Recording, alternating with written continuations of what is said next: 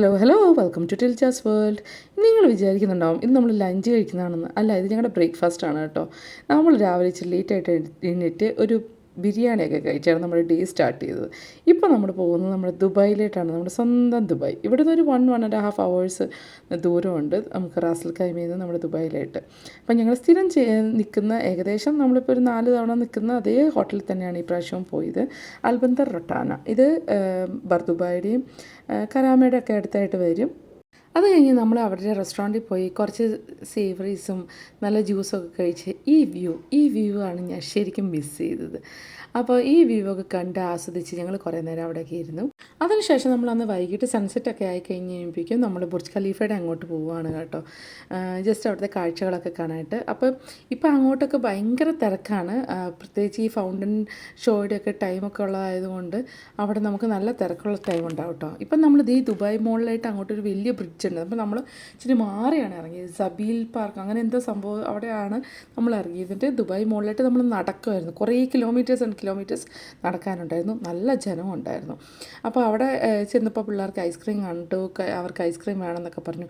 അപ്പോൾ ചേച്ചിയുടെ വക ഈ ടർക്കിഷ് ഐസ്ക്രീം വിൽക്കുന്ന പോലെ തന്നെ ഒരു ചെറിയ ഷോയൊക്കെ അങ്ങോട്ടും ഇട്ടു ഇങ്ങോട്ടും ഇട്ടു ഉരുട്ടിയെടുത്തു. അത് കഴിഞ്ഞിട്ട് ഈത്തനോട് പിടിച്ചോളാൻ പറഞ്ഞുകൊണ്ട് ഈത്തന ഐസ്ക്രീം ഇട്ട് കൊടുക്കുന്നു. ഈത്തന അവിടെ ആകാംക്ഷപൂർവ്വം അവൻ്റെ ഐസ്ക്രീം പിടിക്കാനായിട്ട് കാത്തിരിക്കുന്നു. യുറേക്കാ നമ്മുടെ കപ്പിൽ വന്ന് തന്നെ വീണു. പിന്നെ കുറച്ച് ഡെക്കറേഷൻ ഐറ്റംസൊക്കെ കൊടുത്ത് അതൊക്കെ കണ്ട് അവർ കഴിച്ച് നമ്മൾ ഈ അക്വാരിയത്തിൻ്റെ മുകളിൽ നിന്ന് കണ്ട് സ്ഥിരമായി പോയി കാണുന്ന സാധനമാണ്, അതുകൊണ്ട് പ്രത്യേകിച്ച് ഒന്നും ഉണ്ടായില്ല. ഈ ജനം കണ്ടില്ലേ, ഇത് ഇവിടെ പെരുന്നാൾ നടക്കണ പോലെയാണ്. കണ്ടോ എന്താ ജനങ്ങളെന്ന്. ഈ ഫൗണ്ടൻ്റെ ടൈം ആയിക്കഴിഞ്ഞാൽ ആ ഫൗണ്ടൻ കാണാൻ വരുന്ന ആളുകളാണ്, ഈ ജനങ്ങളാണ് ഇവിടെ ഫുള്ളും. പക്ഷേ എന്തൊക്കെ പറഞ്ഞാലും ഈ ബുർജ് ഖലീഫ ഒരു സുന്ദരി തന്നെ, എത്ര കണ്ടാലും മതി വരില്ല. സാറാമ്മ ഇവിടെ വന്നിട്ട് അറിയില്ലാത്ത, അതായത് എഴുതാനൊന്നും അറിയില്ല, അക്ഷരങ്ങളൊക്കെ പറഞ്ഞ് ചോദിച്ച് മേടിച്ച് ബുർജ് ഖലീഫ എഴുതി. അപ്പോൾ she is manifesting her dream. അവൾ ആഗ്രഹിച്ചതാണ് ബുർജ് ഖലീഫ കാണുന്നത്. അപ്പോൾ അവളത് പേപ്പർ വെച്ചിട്ട് മാനിഫെസ്റ്റ് ചെയ്തൊരു രംഗമാണ് കാണുന്നത്. പിന്നെ ബുർജ് ഖലീഫയിൽ സ്ഥിരം എല്ലാ ദിവസവും നടക്കുന്ന കലാപരിപാടികളാണ്. നമുക്ക് എത്ര കണ്ടാലും അത് മതി വരില്ല. ഞാൻ പറഞ്ഞില്ല, ഒരു സുന്ദരി കുട്ടിയാണ് ബുർജ് ഖലീഫ. എത്ര കണ്ടാലും എനിക്ക് ഈ ഒരു കാഴ്ച മതി വരേയില്ല. ഇവിടെ വരുമ്പം, ഇവിടെ നിൽക്കുമ്പോൾ നമുക്ക് കിട്ടുന്നൊരു ഫീല് അത് എനിക്ക് പറഞ്ഞറിയിക്കാൻ പറ്റില്ല.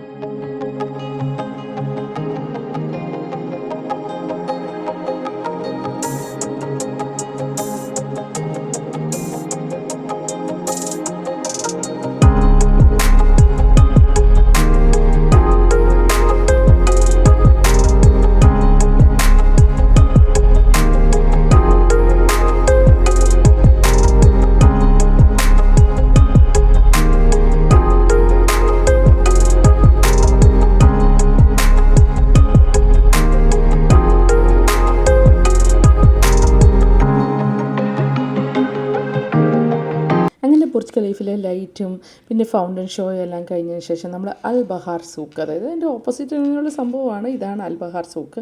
വലിയ കാര്യമായിട്ടൊന്നും കാണാനില്ല കേട്ടോ. ഞാൻ വിചാരിച്ചു എന്ത് വലിയ സംഭവമാണ്, ബട്ട് ഒരു എസ്തറ്റിക് സെൻസിലുള്ള കുറച്ച് ഫോട്ടോസൊക്കെ എടുക്കണമെങ്കിൽ നല്ലതാണ്, അടിപൊളിയാണ്.